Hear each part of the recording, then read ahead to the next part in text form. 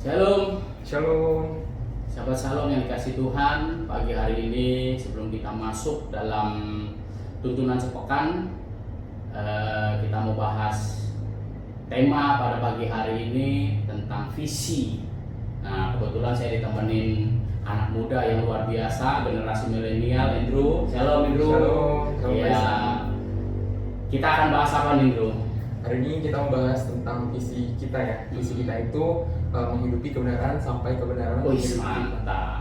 Dalam nih topiknya nih hari ini. Cakep. Ya, tapi sebelum kita masuk ke situ, kita mau sembah Dia dulu yuk. Ya. Ya. Haleluya.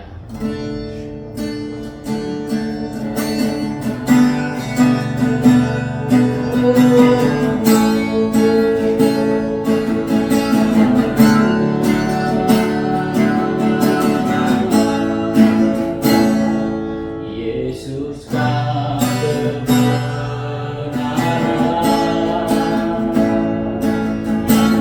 yang menyelamatkanku.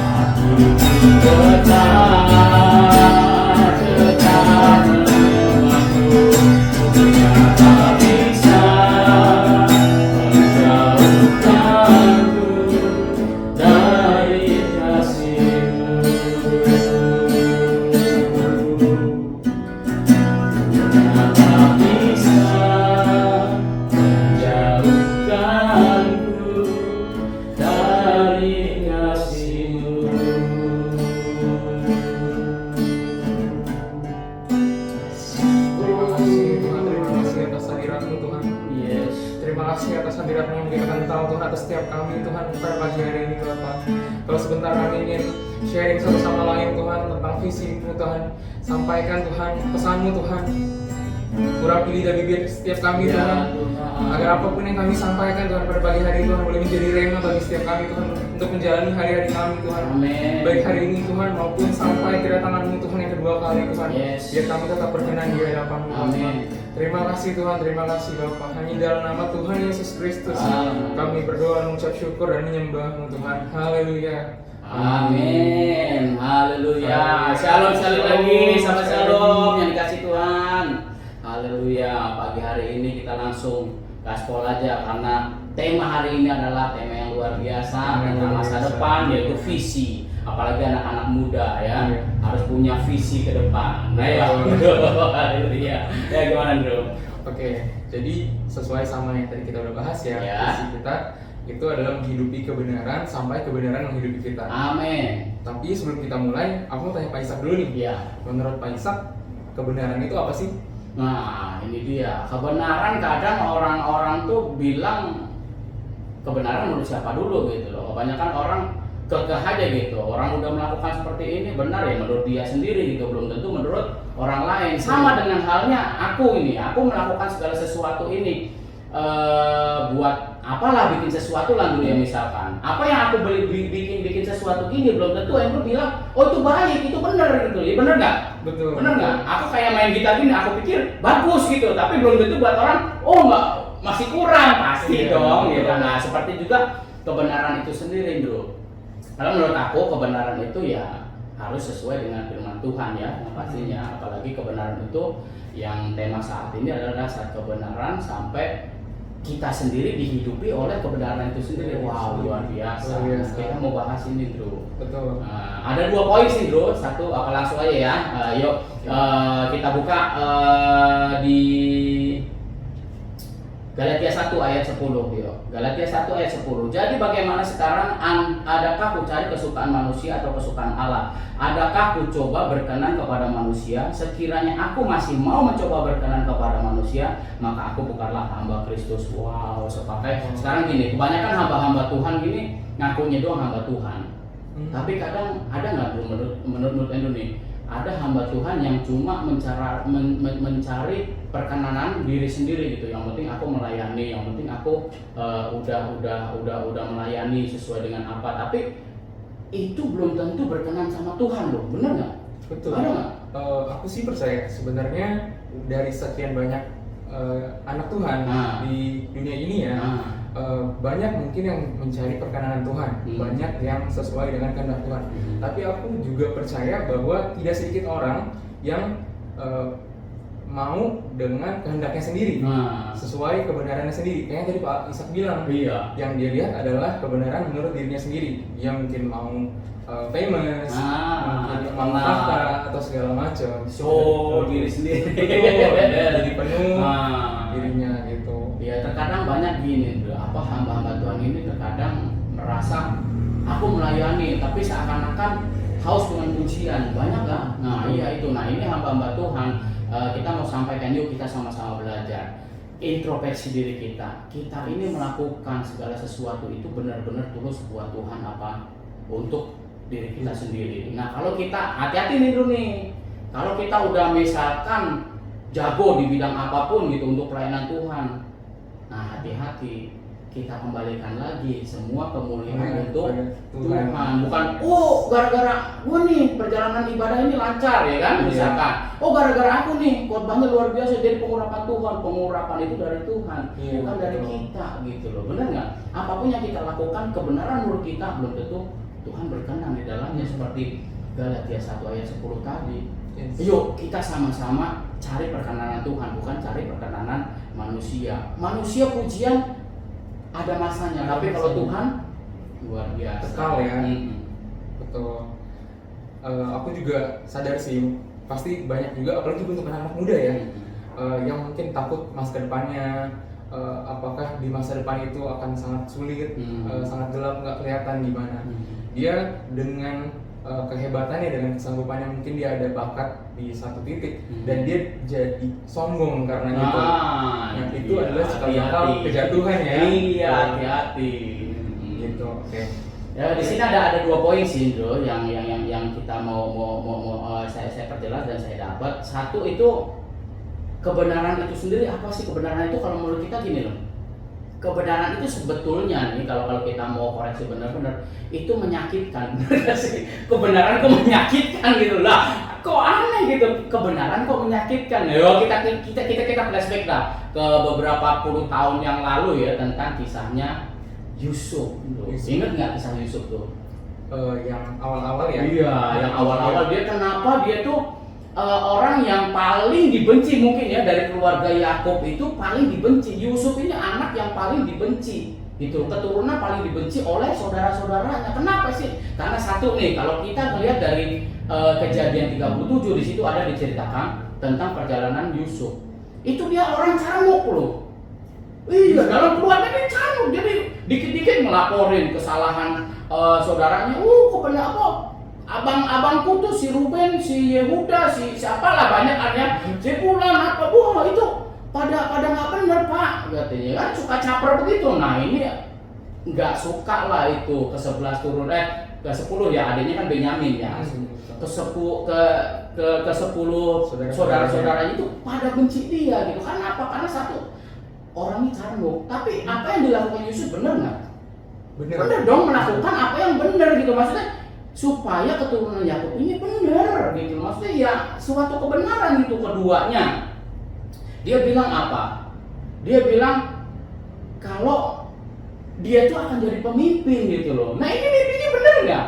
Dia kan bener, tapi dikasih tahu gitu. Nah ini kan gendeng gitu loh. Orang anak muda, maksudnya masih di bawahnya saudara-saudaranya banyak yang lebih tua, tapi ngomong dia mau jadi pemimpin. Berkasku lebih ini. Nah itu dalam mimpinya kan dikasih tahu. Bapaknya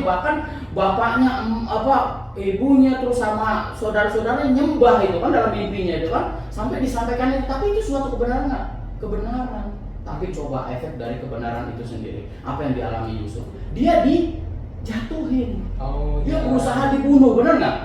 Sebelum ditinggalkan Tuhan, Yusuf itu dijatuhin, mau dibunuh, dibuang ke sumur, dibuang ke dibudak jadi budak. Nah itu sakit semua, susah semua gitu. Maksudnya suatu kebenaran itu nggak enak, menyakitkan seperti Yusuf yang kita alami. Tapi sebagai anak-anak Tuhan, kita harus berani mengatakan kebenaran, apapun resikonya, apapun efeknya, apapun yang akan kita hadapi di depan. Benar nggak? Setuju nggak? Setuju, aku setuju.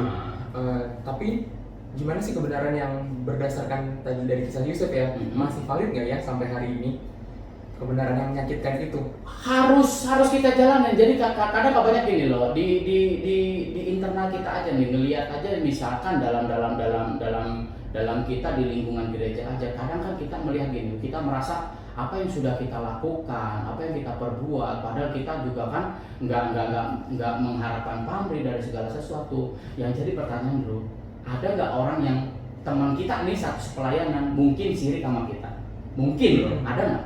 Kemungkinan ada dong, pasti. Nah itu yang membuat kita sakit. Udah benar-benar tulus melayani, udah berusaha benar-benar melayani, udah sungguh-sungguh, udah tanpa pamrih, udah nggak pandang-pandang lagi, tapi masih diomongin di belakang. Itu kejadian juga, makanya masih berlaku, masih ada gitu. Intinya kita nih dengan saat ini kita bahas ini, yuk kita diingatkan lagi, apapun masalah yang di depan, meskipun kita mau dijulitin saudara kita, teman kita, anggap itu vitamin bro. Ya kayak Yusuf gitu loh. Jadi kebenaran itu memang harus diberitakan meskipun itu sakit. Betul. Iya ya, masih ada sampai berlaku. Yang kedua, yang kedua adalah langsung aja ya dulu ya.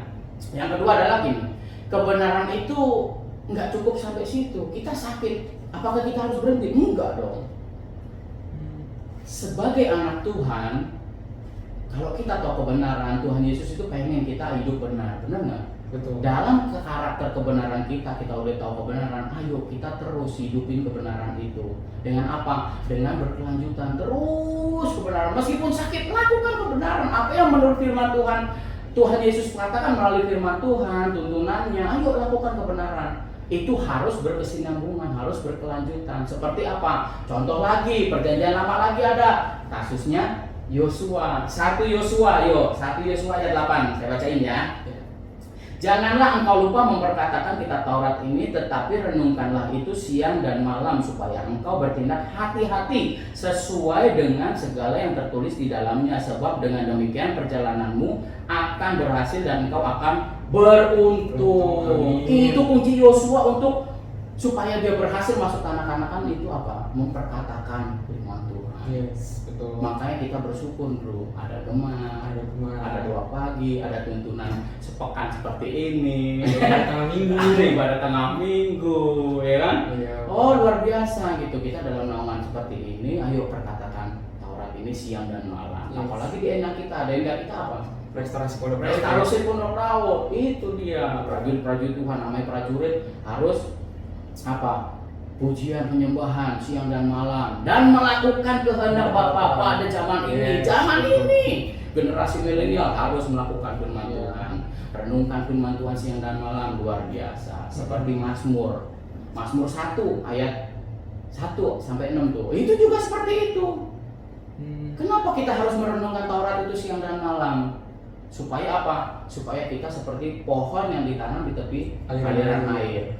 Tuhan nyiptain kita bukan cuma asal hidup aja bro, benar nggak? Yes, pasti ada tujuan. Iya, supaya apa? Supaya berbuah. Bagaimana berbuah? Seperti pohon ditanam tepi aliran air, dapat aliran terus. Nah, dapat alirannya bagaimana? Lewat gemar, lewat mendengar firman Tuhan, lewat ibadah, lewat persekutuan yang lain. Nah, ini juga penting tuh buat generasi-generasi sampai saat ini. Nah, menurut Andrew nih, gimana nih ke depannya? Anak-anak muda seperti apa, harus seperti apa? Mungkin sahabat Shalom mau dengar nih. Iya, aku setuju banget nih dari yang tadi.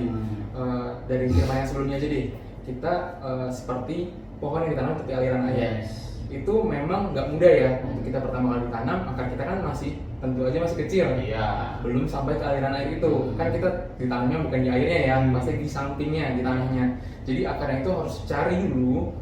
Ya kita nembus tanah, nembus berbatuan sampai ketemu aliran air. Nah itu balik lagi ke poin pertama tadi, yaitu kebenaran menyakitkan. Nah, butuh proses. Nggak langsung serta merta langsung dapat aliran air, langsung dihidupi, langsung terpenuhi, enggak. Gitu. Terus sebagai contoh aja nih, ada kesaksian juga misalnya, gini, kita di sekolah, di kuliah ataupun di marketplace banyak deh. Misalnya ada temen yang mau minta contekan ke kita yang udah belajar nih, kita mau kerjain dengan benar-benar untuk menyenangkan hati Tuhan, tapi kita diminta contekan. Nah, apa respon kita? Apakah kita melakukan kebenaran untuk menyenangkan hati Tuhan, atau kita kasih jawabannya biar kita menyenangkan hati teman kita sesuai ayat Alkitab yang tadi ya, gitu. Jadi mana nih yang dipilih? Lebih pilih menyenangkan hati Tuhan atau menyenangkan hati manusia? Gitu. Di marketplace juga banyak ya. Banyak. Kayak gitu. Jadi intinya apa? Masih berlaku ya. Firman Tuhan udah ngingetin.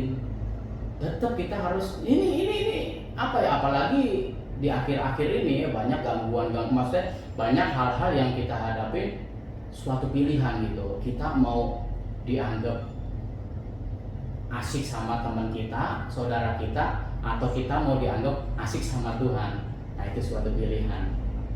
Amin. Kita diingatkan sampai saat ini, yuk. Pesan saya sih cuma satu dulu, cari perkenanan Tuhan seperti Galatia 1 ayat 10 tadi. Terus tetap cari perkenanan Tuhan dan selalu menghidupi apa yang Tuhan mau. Suatu kebenaran hidupin sampai kita nantinya akan menghasilkan buah, dan buah itu berkelanjutan. Dan buah ini bukan kita yang nikmatin, pasti orang lain. Selama orang lain ini belum merasa manisnya buah kita, ya kita harus terus berjuang.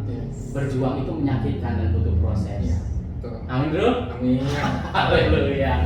Ayo, kesimpulannya gimana bro? Oke, dari sharing kita hari ini yang bisa simpulin adalah kebenaran itu yang kita lihat adalah kebenaran dari sudut pandang Tuhan. Yes. Tentunya.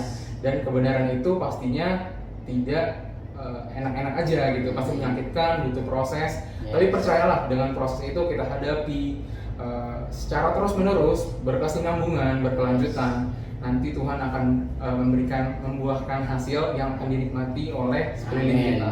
Itu namanya. Itu dia sharing kita hari ini. Mungkin bisa kita tutup ya Pak Ishak untuk tuntunan sepekan pada pagi hari ini.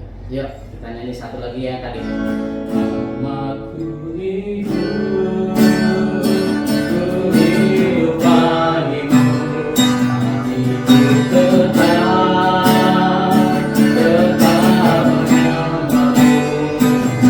tak bisa menjauhkanku dari kasih-Mu. Selama ku hidup,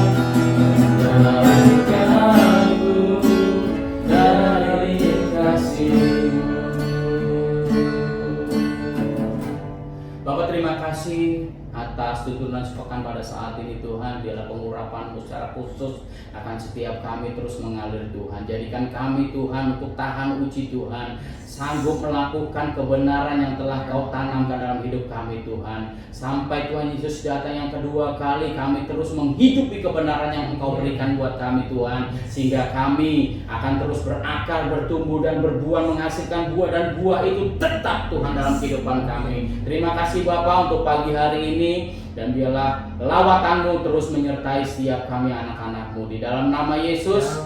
Haleluya. Amin. Haleluya. Shalom. Tuhan Yesus memberkati.